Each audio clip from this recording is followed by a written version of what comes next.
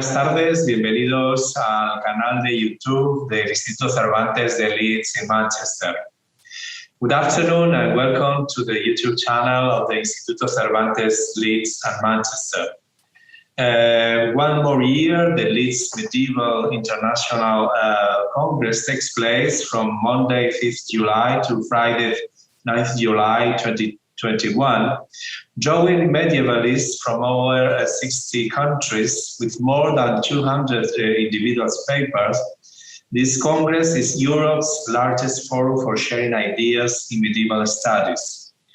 The Instituto Cervantes, Leeds and Manchester are participating for the first time in this important international meeting. And for this, we have invited one of our most distinguished medievalists, Professor Juan-Carlos Conde. Thank you very much, Professor Conde, for accepting our invitation. It's an immense honor for us, Instituto Cervantes, to have you here this evening. I would also like to thank the director of the Leeds Medieval International Congress, Dr. Axel Müller, for including the Instituto Cervantes in the program of such a prestigious event. I am convinced that this is the first of many events in which we count on the presence of the most outstanding medievalists of the Hispanic world. Now I give the word to Dr. Axel Müller. Thank you. Thank you very much, Pedro. That's well, it's a great pleasure to be able to work together with you to have this joint lecture, and what a better start. We couldn't choose a better speaker than Juan Carlos, being one of the exponents to talk about tonight's lecture, and we hope that in the next 2 years we can build on this relationship and can have a range of different options. We talked about concerts and various other parts. I really look forward to working together, and I hope that our delegates will enjoy this talk tonight, but also will enjoy the activities in the future. Thank you very much, Axel. Now I will introduce our guest, Professor Juan-Carlos Conde. He is Professor of Medieval Spanish Literature and Philology at the University of Oxford and Tutorial Fellow in Spanish at Magdalen College. He is also Beatriz Galindo Senior Distinguished Research Professor in the Department of Spanish and Spanish American Literature of the University of Salamanca. He has published many books and articles on different topics related to Hispanic, medieval and Renaissance language and literature. He is completing a critical edition of the works of Teresa de Cartagena to be published as Letras Hispánicas series of Cathedral Publishing House. Professor Conde will explore the works of Teresa de Cartagena, a 15th century Castilian writer who was a very important figure for medieval Europe, with ideas about gender, God, and disability, which were completely revolutionary at the time. I hope that you will enjoy the conference.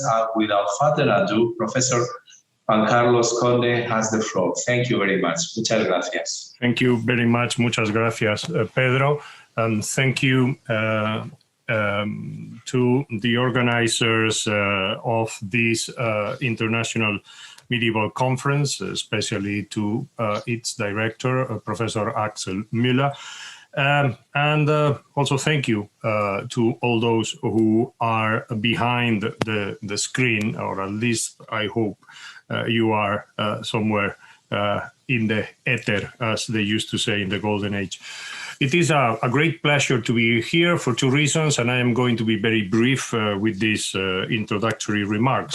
It is always a pleasure to work together with the Instituto Cervantes. One of the things that we Spaniards should be more proud about, and especially all those who work, as I do, in the teaching of Spanish language and literature outside Spain.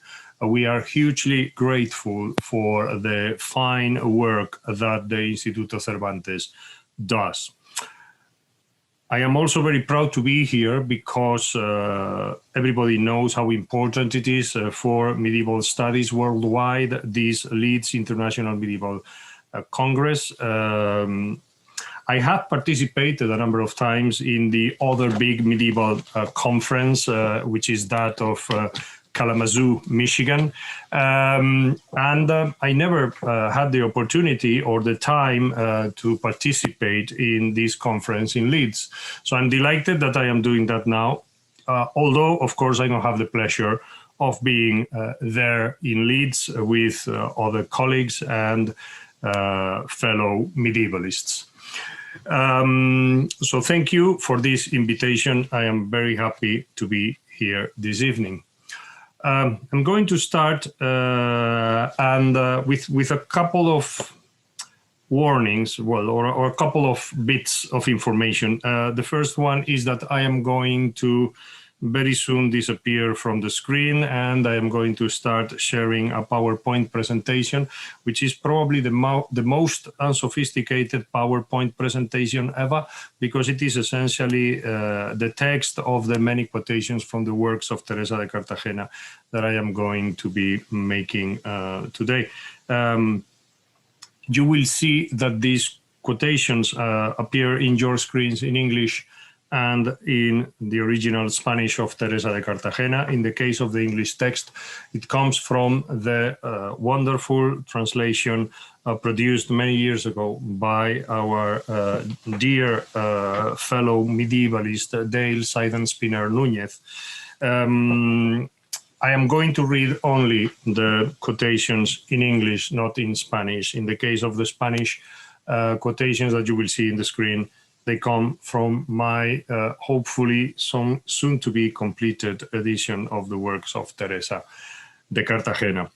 I'm going to start sharing my PowerPoint presentation, and yeah, we are ready to start. So, disability, gender and literature in 15th century Castile.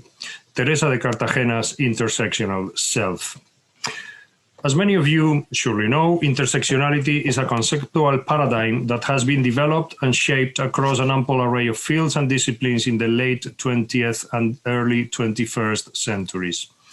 It has gained wide currency across subjects such as sociology, political science, psychology, gender studies, and race studies. Despite of its general acceptance in these fields, an exact definition of the term remains difficult to pin down. In this essay, I rely upon what you may call a working definition of intersectionality as a theoretical framework in the social sciences that approaches personal and social identity as a multidimensional, complex construct based on a plurality of aspects such as race, gender, ideology, ethnicity, social class, disability, etc., rather than as a monolithic, a prioristically given or defined static label defining a certain social niche in a social structure understood as a system of power. Intersectionality provides a framework within which to explore how socio-personal identities are, by definition, multi-layered and polymorphic rather than unidimensional and simple, and how they are constructed through the intersection between these multiple layers and their interaction with other social factors, categories, and actors. Such a framework manifests itself as particularly well-suited for analyzing the life and work of the 15th century Castilian writer Teresa de Cartagena, who wrote two texts where the complexity of her own identity is displayed.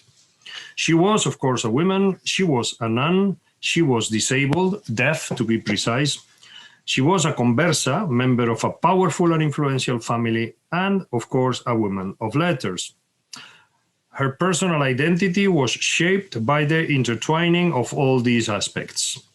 More importantly for us today, the image of herself that she constructs and projects in the works she wrote, deeply engaged as they are in the expression of personal and autobiographic issues, does not present all these aspects of her personal identity on an equal footing. Her strategies of self-fashioning respond to a clear purpose and intention, and are shaped not only by personal impulses or agendas, but also by the actions and reactions triggered by her own self-represented identity and by the ideas she expresses in her works, and very significantly by the way in which these actions and reactions intersect with the different layers of her personal identity. Cartagena's first work, Arboleda de los Enfermos, Grove of the Infirm, meditates on and provides a theological justification for the meaning and purpose of disability. Cartagena embarks upon this textual endeavor from the standpoint of her own status as a disabled individual, powerfully implemented in the text through its authoritative first-person enunciation. It is hardly surprising to see that disability and illness, and Cartagena's own personal condition, have a very prominent role in the text, and that they enter the scene from very early on. In fact, already in the prologue of the text. They appear mentioned in it in a clear and unequivocal way. Since my suffering is of such a treacherous nature that it prevents me from hearing good as well as bad counsel, it is necessary that my consoling counsels be able to bring me to the cloister of their gracious and holy wisdom without shouting into my deaf ears.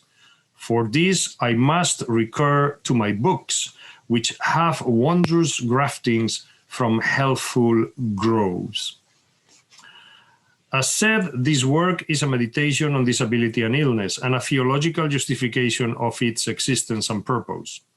It is therefore to be expected that disability features prominently throughout the entire work, and that the author, as owner of the enunciative voice that creates the text, fashions herself textually mainly on the basis of one of the layers of her personal identity, that, of course, that of a disabled person. Disability is firstly depicted in a clearly negative light. Being identified as disabled causes a serious degree of friction and tension in most social interactions in which the individual in question is involved. Since I cannot rid myself of solitude, I want to drive idleness away so that it cannot join with solitude, for this would be a dangerous marriage. And if my hand could thus drive off solitude from my right side and idleness from my left, do not doubt that it would ever tire from this travail. For according to the nature of my suffering, if you look closely, you will see me more alone in the company of many than when I retreat to the cell all by myself. This is the reason why, when I am alone, I am accompanied by myself, and by this poor sense I have. But when I find myself in the company of others, I am completely forsaken, for I cannot profit from the joy of companionship, nor from the speech of those around me, nor from myself.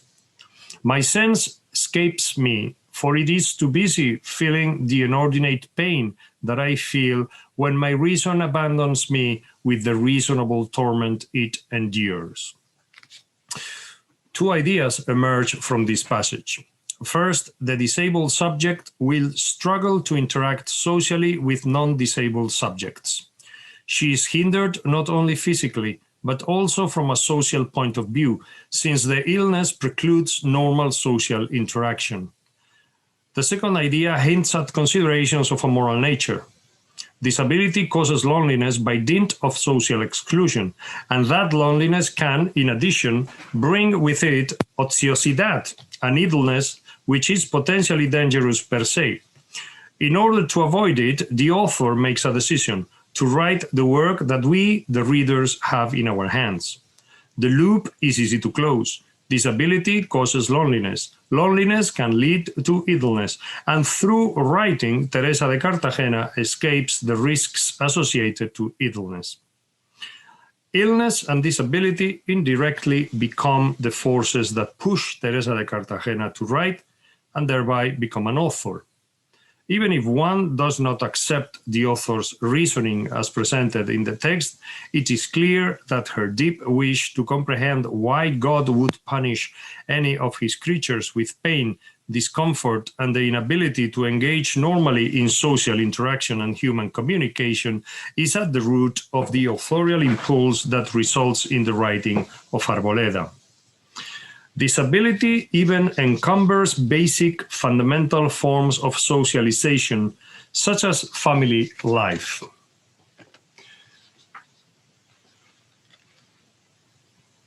I'm sorry about that. There we go. I cannot tell my right from my left.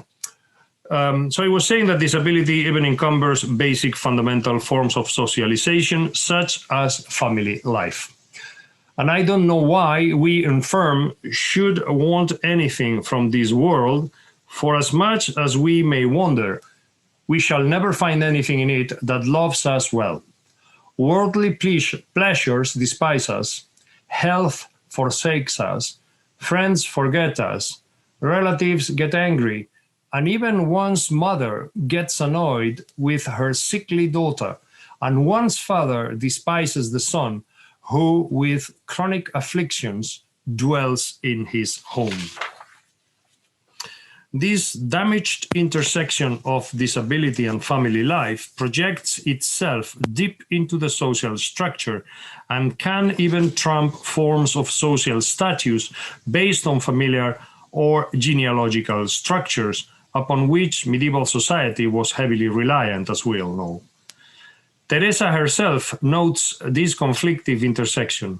According to her, the sick, disabled person, even if one is the son of a duke, an admiral, or a marquis, if he is inflicted with great suffering or an embarrassing wound, not only will his friends and relatives hold him in contempt, but his own father and mother will dispatch him quickly from their house and put him where he can cause them no detriment or disorder. And even though he is the firstborn, he will be considered as lastborn, not only among his own relatives or peers, but among the lesser servants. He will be despised by all and not held the equal of the least of them. If you see in the Spanish text the contrast between mayorazgo and menorazgo, you can see that it speaks for itself and symbolically embodies in a very expressive and forceful way the disruptive power that disability has in the familiar and the social spheres.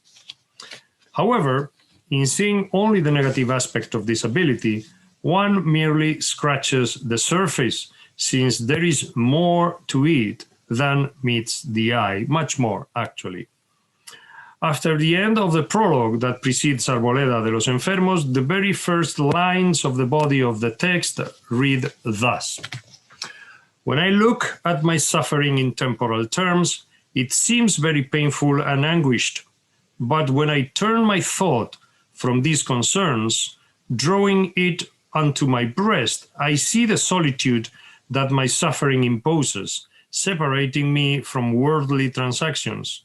I call it a kind solitude, a blessed solitude, a solitude that isolates me from dangerous sins and surrounds me with sure blessings, a solitude that removes me from things harmful and dangerous to both my body and my soul." Here the tables have turned. The social exclusion the author suffers because of her disability is not a negative thing, but rather a blessing. It keeps her away from that which is damaging to the soul and of no particular benefit to the body. And it forces her to focus on her inner self, on spiritual matters, and on the salvation of her soul. On this respect, Cartagena sees her deafness as a true blessing from God. Summing up the consequences of her disability, Teresa de Cartagena writes, "I am already cut off from human voices, from my ears cannot hear. My tongue is pleased because it is already silenced, since because of my deafness I cannot speak. My desire, thus withdrawn, is set less in temporal things than in my salvation. Disability, by minimizing the desire of those affected by it to be a part of worldly affairs and effectively reducing their involvement in such matters, keeps them from one of the three enemies, world, devil, and flesh, of the good Christian, as stated in multiple biblical loci. That assumption is the argumentative cornerstone of Arboleda de los Enfermos, and from it emerges the theological justification and the moral recommendations that constitute most of the work. One of the points Cartagena highlights in Arboleda is how effectively illness curbs not only worldly or bodily temptations, but also those that can have an impact on the spirit and the soul, these being far more serious than the former. Here is her description of these salutary effects of illness and disability. A good and lasting ailment is a bridle to humble the proud neck, and a bit to constrain desires dangerous and injurious to the soul. We see an example of this in everyday life, when a sick man dares not to eat all foods, and even with less harmful foods, he does not eat as much as he wants.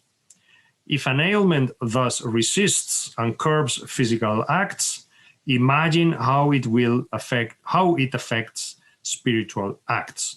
For although it is good for everyone to avoid harmful foods, certainly the invalid is more strictly constrained to avoid them than a healthy person. Likewise, a sick person will abstain with more rigor and necessity from foods harmful to his soul, from sins, than a healthy person. Quotations like this can be easily multiplied, but we need to move on, of course. It is clear that Teresa de Cartagena's disabled self takes central stage in Arboleda.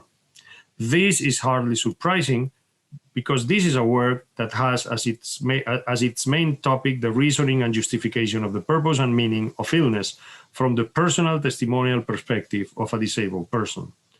The disabled self, as presented by Cartagena in her work, conveys two main different types of intersectional experiences. The first is a problematic negative one in terms of social and interpersonal interactions, which can be severely disrupted by disability, deafness in the case of Teresa de Cartagena. The second, however, is a positive, beneficial one with regards to the disabled person's existence as a Christian spiritual self. Through disability, one is kept from worldly temptations and made to focus on one's inner life, which, from a Christian standpoint, is essential to the achievement of the main purpose of all rational creatures ever to live on earth, the salvation of their souls.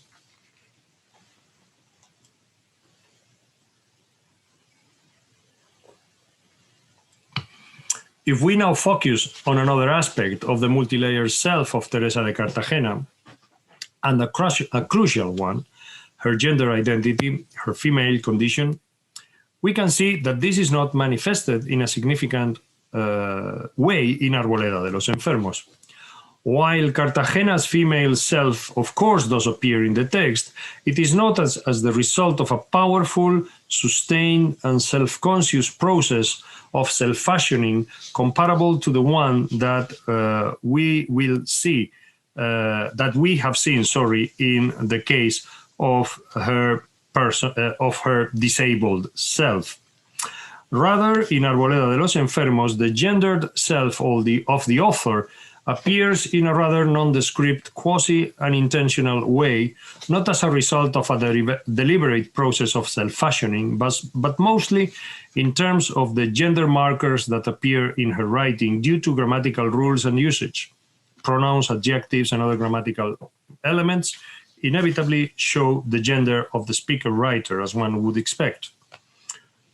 Other than that, we don't have a forceful presentation of Teresa's identity as a female human being. It seems fair to conclude that gender then is not a major factor in the self-fashioning of our author as constructed and presented in Arboleda, nor is it explicitly discussed or examined in the text. By contrast, it is a much more prominent aspect, actually the most prominent aspect of her second work, Admiración Operum Dei, as we shall soon see. Another important facet of Teresa de Cartagena's identity is, of course, her status as a member of a religious order. When we scrutinize Arboleda de los Enfermos for signs of her identity as a nun, the result is that this is not a side of the author's self that figures explicitly in the text at all. At no point does she directly present herself as such, and the only mention of an experience or action that takes place in a religious environment is rather circumstantial. In a passage of the text, she refers to the solitude she experiences when engaging in social interaction due to her disability. She says, "You will see me more alone in the company of many," sorry about that, "than when I retreat to my cell all by myself." This mention of her quarters in the convent where she lived is the only explicit sign of the life of the author as a nun that we find in the text. Besides this, Teresa de Cartagena uses the convent as a spatializing metaphor that represents the situation of isolation and exclusion in which the ill and disabled find themselves in society in passages such as the following, ahora sí. O blessed convent of the sick, we who have professed in the convent of afflictions should rejoice. Patience has sovereignty, for if patience does not rule and order the convent of the suffering, all our afflictions and our travail would be fruitless. Of course, those familiar with the bibliography on the works of Teresa de Cartagena will now remember the title of a very famous article by the sorely missed Alan Dearman, which in a way inaugurates a modern scholarship on Teresa de Cartagena, where precisely he reflects, in the title of that article, he reflects this idea of the convent of the sick. Living in a convent as a member of a religious community is not indispensable in order to be able to put together metaphoric expressions like the ones that you have on the screen. However, of course, it is easy to see that the metaphorical link between isolation from society due to life in a monastic community and isolation resulting from a disability that prevents the sufferer from normal social interaction and integration would ring truer when coming from someone who lives in a convent. Consequently, these metaphors need not necessarily be seen as a textual instance in which the author is explicitly fashioning herself as a nun, but it is certainly possible to see the links between a monastic life and their use. Something similar can be said of the obviously religious theme and gist of the text, of the sources and authorities of which its author relies to convey her message, and of the rhetorical strategies followed by her to shape her discourse, clearly taken from the Artes Sermocinandi. It could be argued that the presence and use of religious and biblical ideas and references in a text does not necessarily imply that the author of the text in question must be a member of a religious order, given the prominent clerical nature of medieval culture and the fact that female-led medieval spirituality was essentially informed by the meditative reading of certain parts of the biblical text. However, the presence of all these elements in a text is certainly not at odds with an author who is a member of a religious order. Other than her command of clerical culture, familiarity with the Bible, with liturgy, and certain religious authors, no attempt at highlighting the author's identity as a nun is made in the text. These topics and sources are consistent with an author who is a nun, of course, but we need not take them as elements of an intentional fashioning of a religious self, or at least not necessarily. Another side of the multifaceted self of Teresa de Cartagena, as presented in Arboleda, is that is of particular interest for us, is her identity as a writer, as a woman of letters. This is particularly true when one considers the sharp contrast that it displays in terms of its explicitness and prominence in Cartagena's other work, Admiración Operum Dei. There is, of course, an obvious zero-degree indicator of this condition, the fact that she is writing a text of certain literary ambition, intellectual complexity, and ideological consistency, based on a series of textual and doctrinal autoritates, is proof of her status as a writer. El movimiento, as the saying goes, se demuestra andando, in this case, escribiendo. The text that we as readers have in our hands is a statement of its author's status as an author, but it is, of course, an implicit, passive, if you wish, self-fashioning, implicit and passive qua self-fashioning, that is of the author as such. There are two other instances in the text where the author refers to aspects of her being a woman of letters who pursues intellectual activities. We have already quoted the one in which she presents her interest in reading as a consequence of her disability. In it, we can see an intersection between these two aspects of Teresa de Cartagena's identity. According to her own admission, it is her disabled condition that pushes her towards the domain of the written word. As a reader in search of the advice that in other circumstances she would get orally from friends, family, spiritual advisors, confessors, preachers, etc. The other passage related to the learned literate self of Teresa de Cartagena in the text is an isolated, casual, and somewhat ambiguous reference in passing to her participation in learning activities at the University of Salamanca. This is the quotation in question. What honor can we render to patience that does not pertain to it already? My weak ability will attempt to honor patience by briefly and simply explaining how patience dwells in the above-mentioned virtues and they in it, although this may not be proven and demonstrated as well as it should, due to my weak judgment. For my limited faculty and the few years that I was at the University of Salamanca, while they make me fully responsible for the simplicity of what I said above, grant me no wisdom in what I want to say now. This is a side of Teresa de Cartagena's identity, which, as already noted, is only mentioned in passing, but which is of the highest importance. Not only was she a woman engaged in the spiritual readings and displaying the familiarity with the scriptures that a conventual life could provide, but a woman who, certainly in an early stage of her life, before her deafness changed it, even participated in teaching activities at the university or related to the university. Something, anyway, very unusual at the time, of course.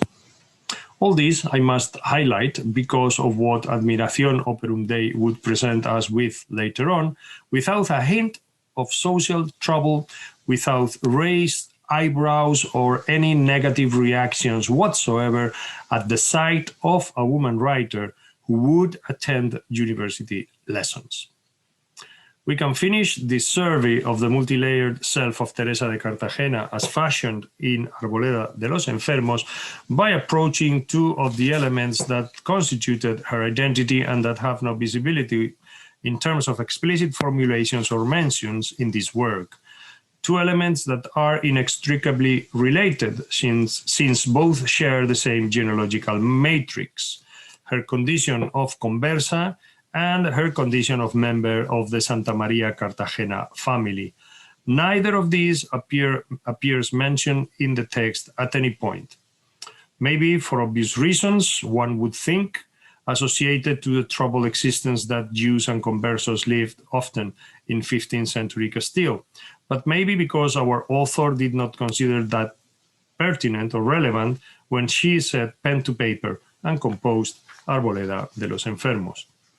It is important, after all, to keep in mind that, firstly, all those close to Teresa de Cartagena would be very familiar with her family background, and secondly, that Arboleda de los Enfermos was a text originally intended by its author for a reduced readership, or bound anyway to be read by a small number of people, given the vital circumstances of its author, a nun in a cloistered convent.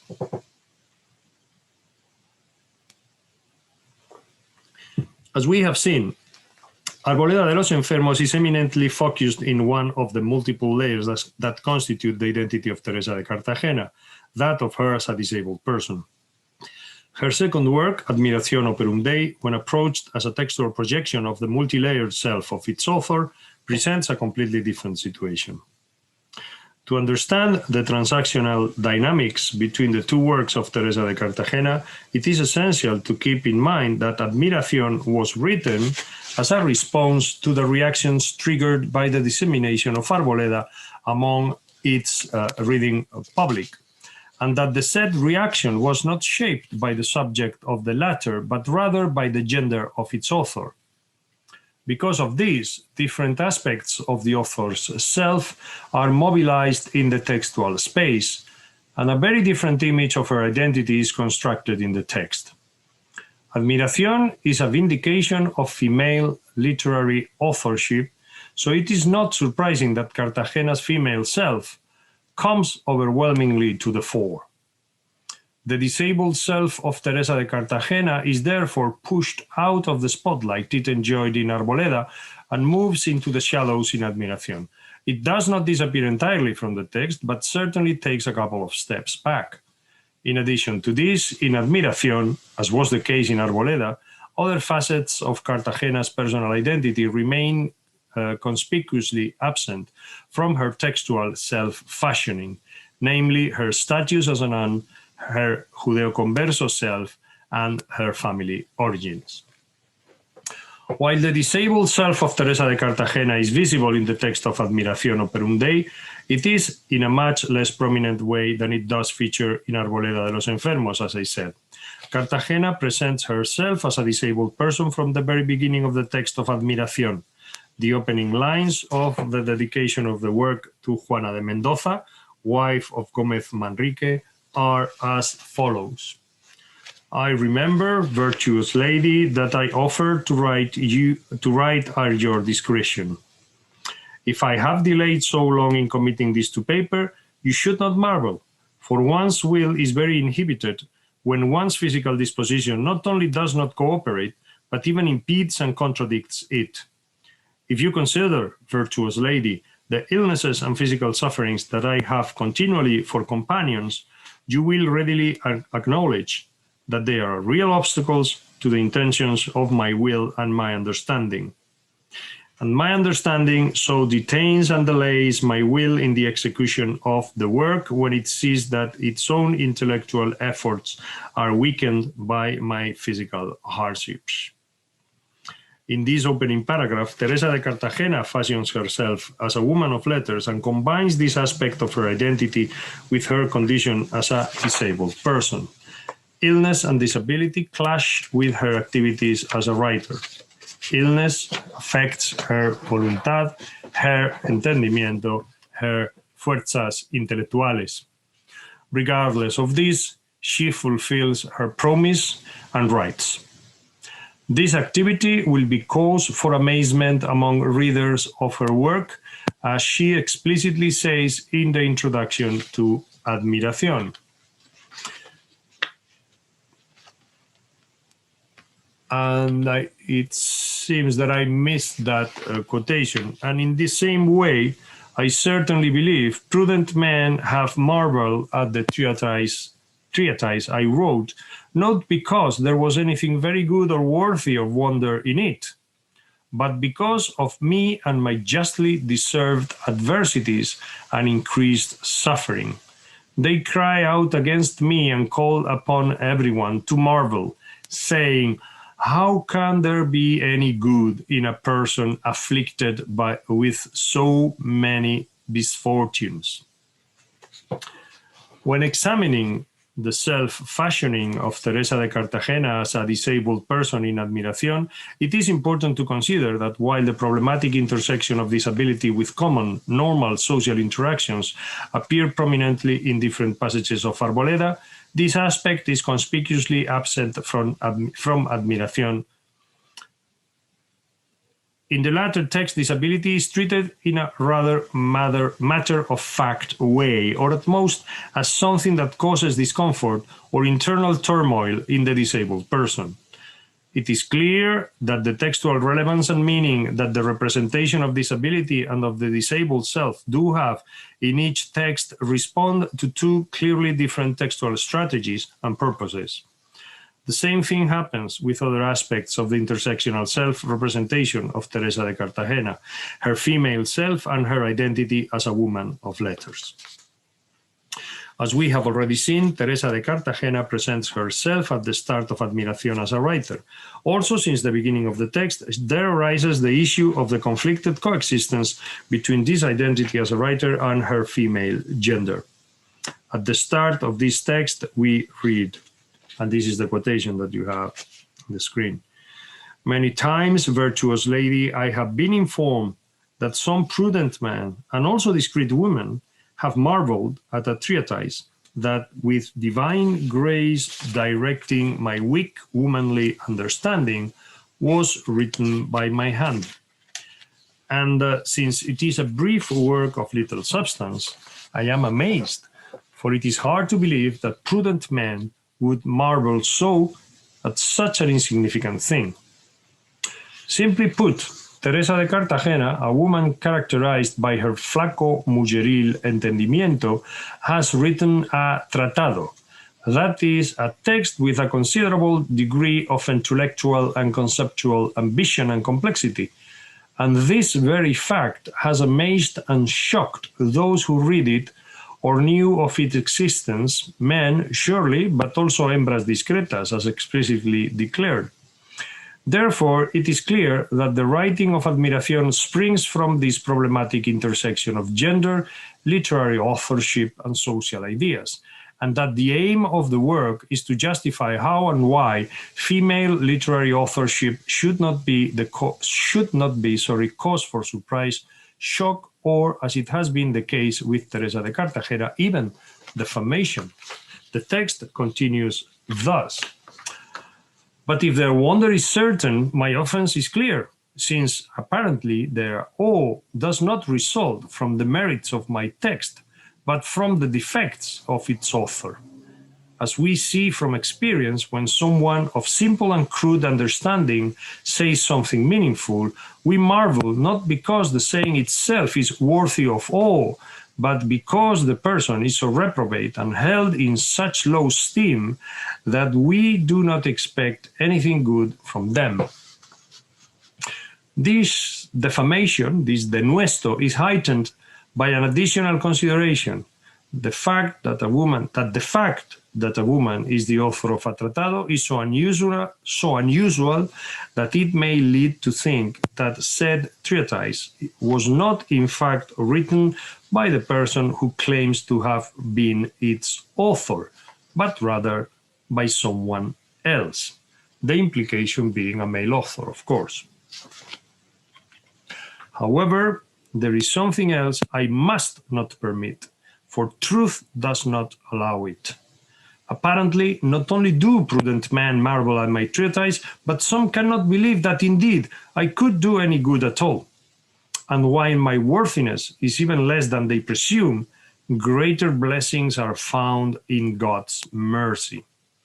Clearly, Teresa de Cartagena draws the line here. She will not accept that there are people who refuse to believe that Arboleda was not written by her.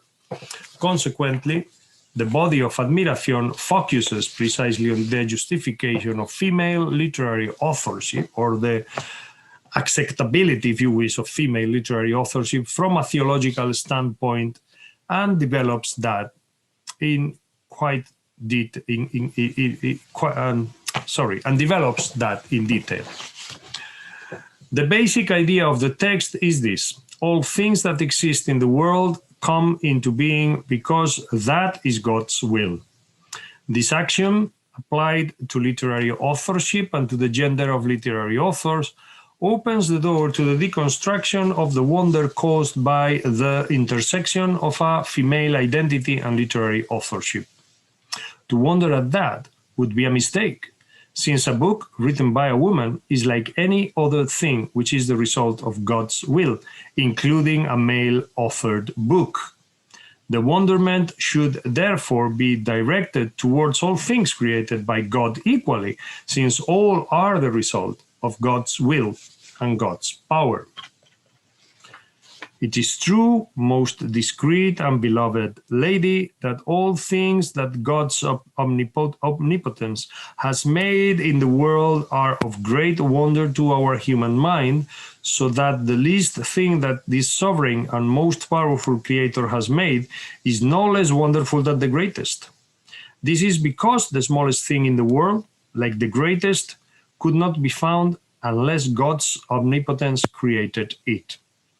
And if all things, great and small, created by God's omnipotence are marvelous and worthy of great wonder, and He can make on earth and in heaven whatever He pleases, why do we marvel at some things more than others? This is where Teresa de Cartagena inscribes the problematic question of female authorship and its theological justification. To her, it is not really a matter of women being less prepared to write than men, or of the social acceptability of women speaking their voice in literature, or, at the end of the day, of female authorship being unacceptable, condemnable, or forbidden. It is simply and plainly God's will.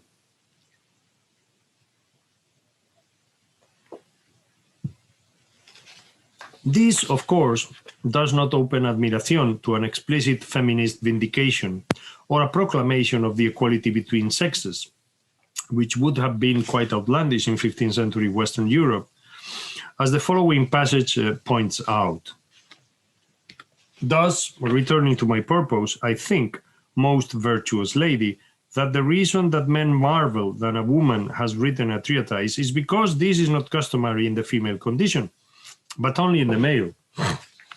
For men have had the practice of writing books and learning and applying their learning since such ancient times that apparently this is assumed to be the natural course of things, and therefore no one wonders. But since women have not had this custom, nor have acquired learning, and since their understanding is not as perfect as men's, it is considered a marvel. Yet it is no great marvel, no less easy for God's omnipotence to do one more than the other. For He who could infuse the understanding of men with knowledge can thus infuse the understanding of women, even if our understanding may be imperfect. Although this general principle about female inferiority, completely in line with the orthodox medieval thought about the interrelationship of genders, is firmly stated in the text, our author offers certain glimpses of exceptionality, cases where a degree of female pride infiltrates the gender social ideology of her times.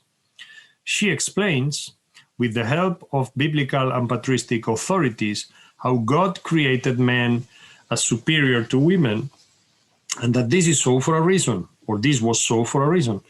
However, when she mentions the passage of Genesis where the status of women is defined, she makes an interesting point, appealing to reason. And I forgot to include that as well. We read in Genesis how woman is the helpmeet of man, for after God had formed man from the mud of the earth and hath breathed in him the spirit of life, he said, "It is not good for man to be alone. Let us make him a help like unto himself." And one could well argue here whether the helped or the helper has the greater strength. and you clearly see what reason would respond. There is a hint of a refutation and self-refutation, considering what she had written before, of the usual understanding of the balance between genders here, of course, because the unspoken answer to the question she asks is transparent. However, she does not want to risk any accusations of heterodoxy, of subverting the hegemonic ideology of gender firmly in place in the society in which she lives, and she hastens to add to the previous lines what follows. But these arguments and disputes make for worldly and vain arrogance, and do not profit devotion and divert my intention from its purpose and end, which may it please God, is not to offend the superior and honorable condition of prudent man, nor to favor women, but rather to praise the omnipotence and wisdom and greatness of God, who in women as well as men can inspire and effect works of great wonder and magnificence. For if he wanted brute animals to praise him with speech, he could well achieve it. Here she comes back, to her main line of reasoning after lapsing into that tacit declaration of the questionability of men's superiority. All human works and creations and all other things, of course, are the result of God's will and only the result of God's will. They are always inspired by God and therefore can be made equally by men or women, as it is within God's power to inspire women just as much as men to create these works.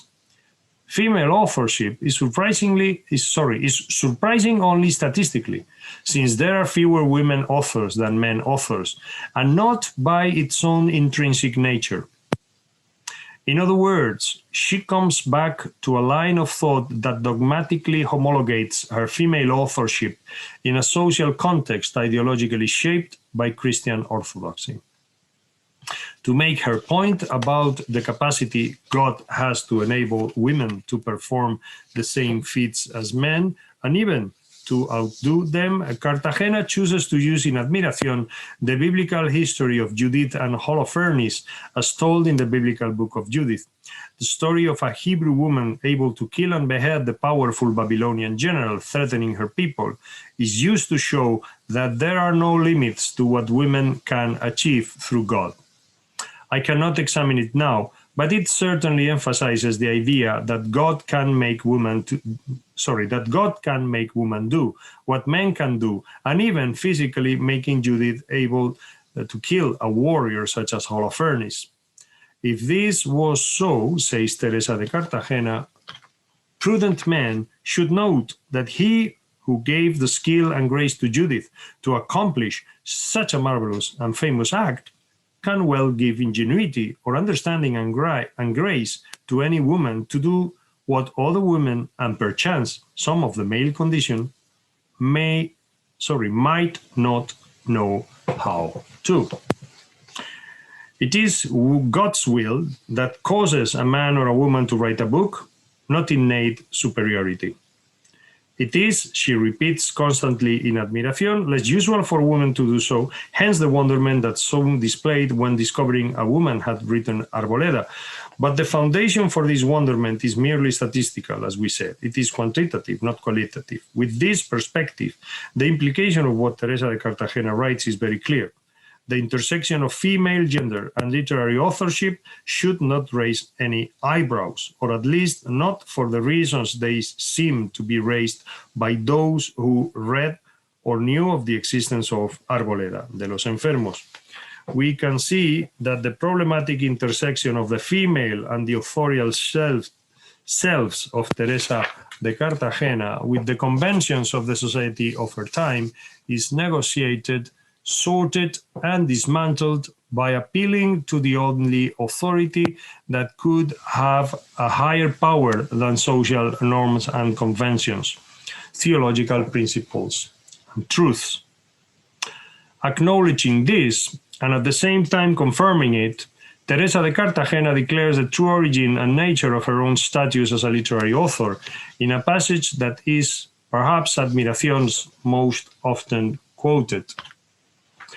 People marvel at what I wrote in the treatise, and I marvel at what in fact I kept quiet, but I do not marvel doubting, nor do I insist on my wonder.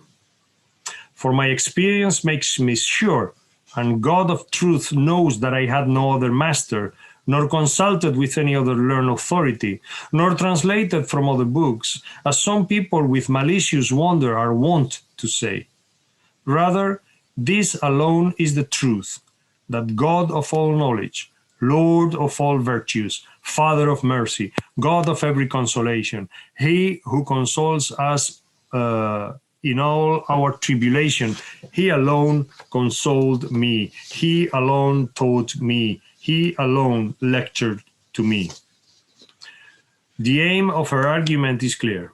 Anyone who would criticize her for daring to compose a tratado, or who would deny that she was really and truly its author, or if we wish to adopt a wider perspective, anyone who would question, challenge, or dismiss the ability of or the right that a female human being has to be an author or to carry out intellectual endeavors would be denying or minimizing God's powers and essentially adopting an almost blasphemous stance.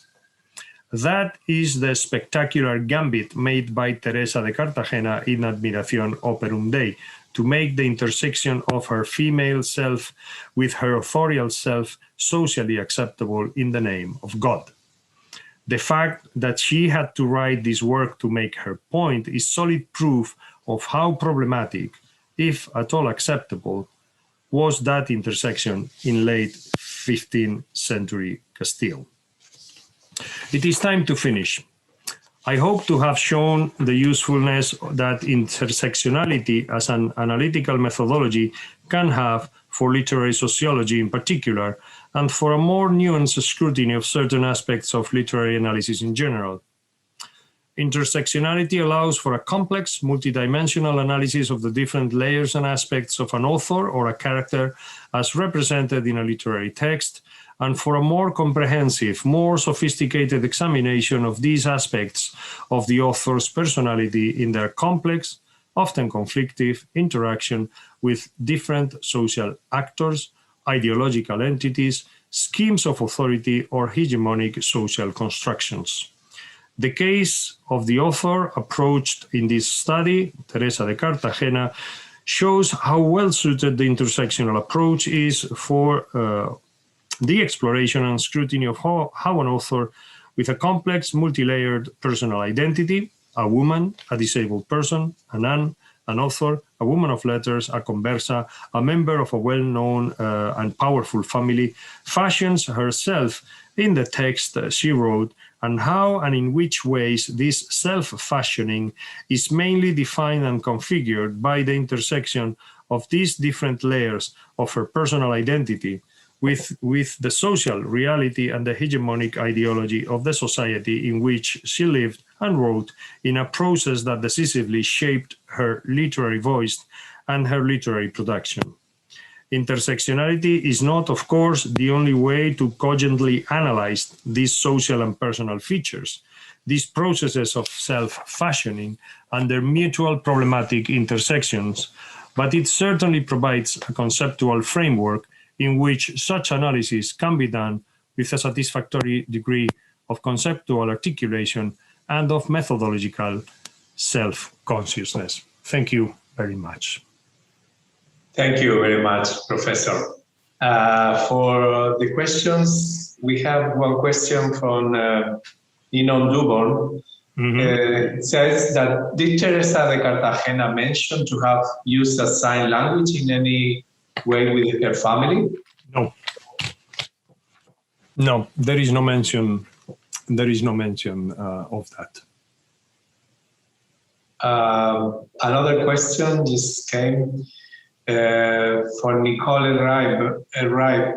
Teresa seems to be quite adept at the shifting, the salient aspects of her identity. First as a disabled person, then as a woman, based on the purpose of her respective texts and their audiences. Could she be using her disabled and gender identities as a way to address her more dangerous converso identity? Particularly, how could God allow violence against conversos? In Arboleda, she links vice to a mob attacking a city. This could be an allusion to the violence against conversos at the time. That's right. That famous allusion has been linked to the problematic situation of conversos in Castile. It is also true that violence in 15th century Castile, political violence, military violence was rife for political reasons. It was, on that regard, a particularly problematic century. I'm not saying that that allusion could not refer to the situations that that conversos would face, but I don't think that a city as a whole put under siege would be something that would rather evoke, if you wish, the predicament of the conversos in the 15th century. It is quite important to put things in the right context, and of course, we need to think that the Cartagena family was a very well-established family in the city of Burgos, but not only in the city of Burgos, but in the Kingdom of Castile. And this is very well known, starting with the patriarch of the family, Teresa's grandfather, Pablo de Santa Maria, who achieved the rare privilege, if it is a privilege, of being first the rabbi of the city of Burgos and later on the bishop of the city of Burgos. And to make things more difficult, his successor in the episcopal see of Burgos was his own son, Alfonso de Cartagena. They were very well established political and social and ecclesiastical personalities in Castile. Teresa's own father was one of the more powerful people in the city of Burgos. I mean, I don't think that they live under a lot of pressure, but of course they would have ears and eyes, and they would notice what was going on. And obviously it is well known that Alfonso de Cartagena, Teresa's uncle, wrote abundantly about the sufferings that the conversos were facing, and also about the again theological mistake that it was to chase, to persecute the conversos. What I say here is that I would underline this idea of self-fashioning, this idea of the author presenting herself in this case in a certain way, as a certain type of person who does certain things and who thinks certain things. And Teresa clearly does not fashion herself as a converso, in the same way that she does not explicitly fashions herself as a nun or as a member of the Cartagena family. But of course, everybody would know that. It has been said, for instance, that because of her converso identity, she was given a tough life in the convent of the Poor Clares, where she was in Burgos. But there are documents in the archive of that convent that show that in years when she was thought to be ostracized inside the community, he was very much a part of the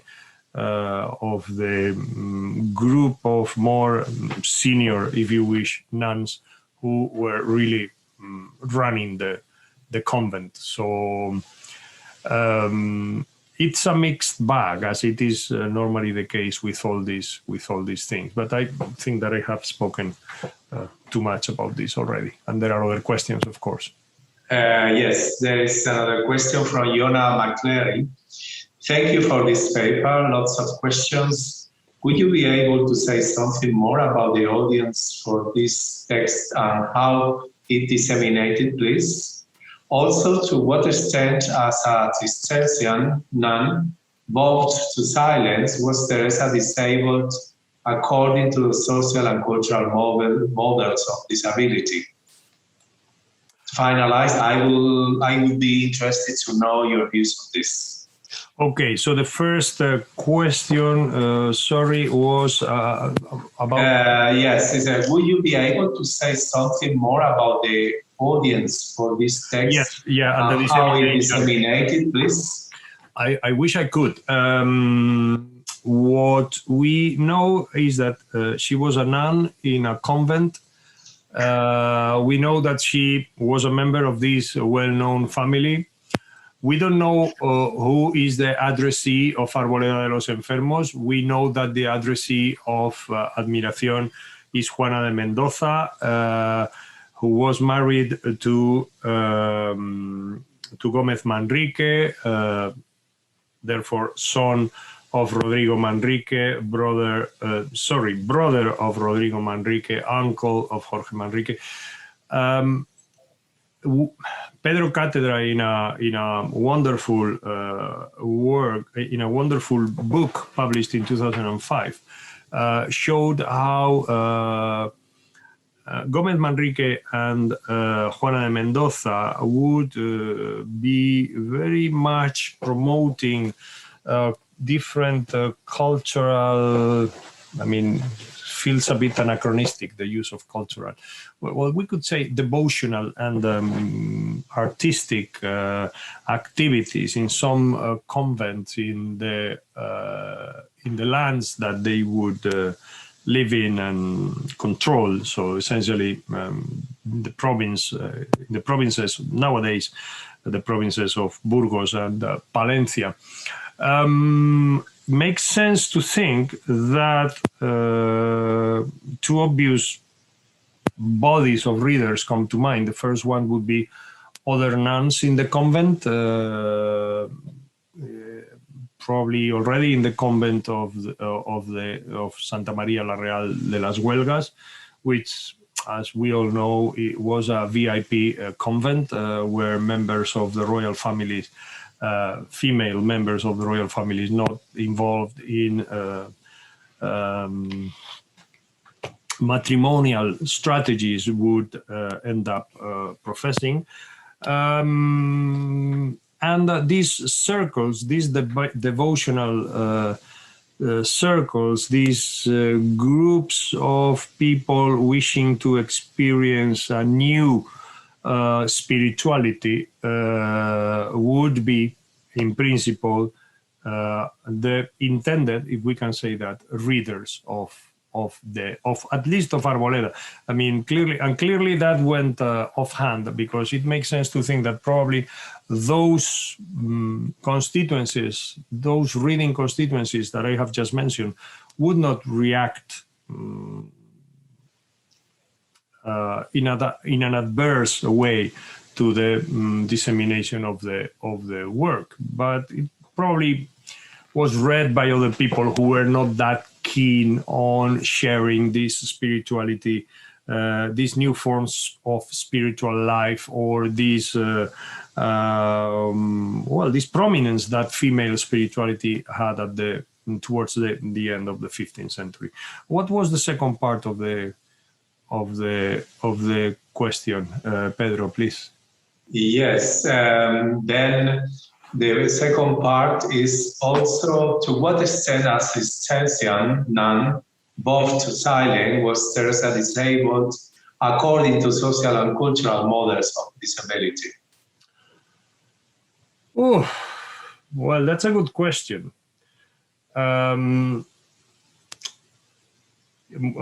She was not disabled in birth,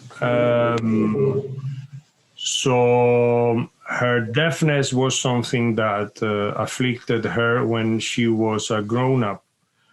So in a way, she knew both sides of it. She knew ability and disability, if you pardon the pun. Clearly, in Arboleda, she presents her deafness as an obstacle for all forms of social interaction, and that had a potentially dangerous side to it, because obviously religious life has so many elements where oral and spoken communication is so important. I mean, if you are deaf, if you cannot talk, or if you cannot make yourself, I mean, if you cannot communicate effectively like that, confession is a bit problematic. If you cannot hear the mass, you cannot hear the sermon, you cannot hear the preacher, you cannot hear the readings. So there are many reasons why that, in a way, would put her aside.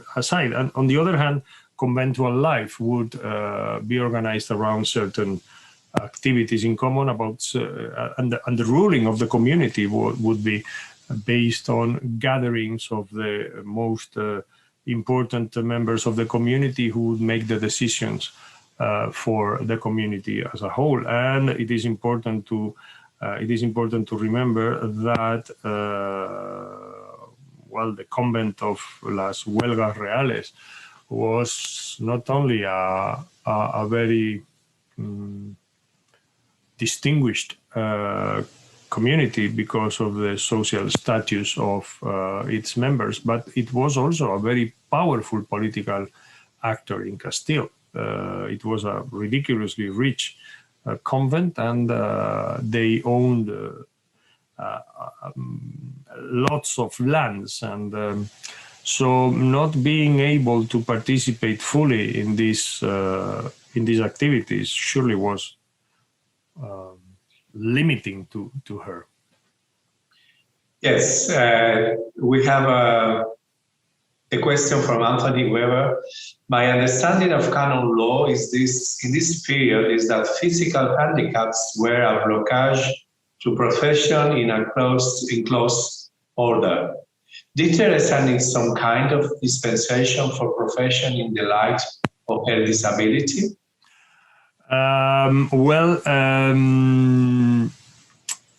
When she became a clerk, she was not afflicted by disability, and we can be reasonably sure of the year when, I mean, there is a relative obscurity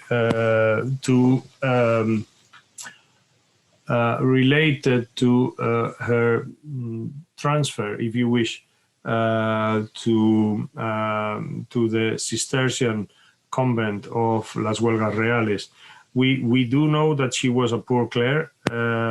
There are documents in the convent of the poor clerks in Burgos where the name of Teresa appears. Then there are these very famous documents in the Vatican archives by which Alonso de Cartagena, his uncle himself, wrote to the Pope to ask for permission for her transfer to another community. It makes sense to assume that community was that of the clerks, simply because it is what makes sense in terms of the network of power that the Cartagena and Santa Maria family established in Burgos and overall in the Kingdom of Castile. But we don't have any single document in the archives of the monastery of the Huelgas Reales where the name of Teresa appears. But if we accept that she moved into that convent, the documents in the Vatican archives show that permission was asked for her moving from one convent to the other, something that ecclesiastical authorities were not particularly keen on. So that required permission from Rome. And there is also a mention to the fact that she would be accepted to have all dignities and charges or positions in the community, including that of, if I remember correctly, including that of abbess. That probably had less to do with disability and more to do with social status. I think. But there is no crystal clear evidence in one, I mean, that can definitely allow us to say. What seems clear, and I think that there is a general agreement among those who have devoted time to the study of Teresa de Cartagena, is that disability was something that afflicted her, deafness was something that afflicted her once she was in the monastery of the Huelgas Reales. For more details about that and for a transcription of the documents sent to the Vatican by Alfonso de Cartagena asking for that permission, there is a very well-known and very respected and disturbingly so article written by Dale Seidenspinner Nunez and Kim, I won't remember now the name of my dear colleague of Purdue University. Anyway, the title of the article is Historicizing Teresa, and most of the up-to-date biographical information about her is in that article. Okay, that was the last question. Thank you very much, Professor Conde. It was a great lecture and without any doubt, a fascinating person, Teresa de Cartagena. Thank you for this opportunity, and thank you to our audience for being with us tonight, and see you soon. Thank you. Thank you very much to everyone. Thank you.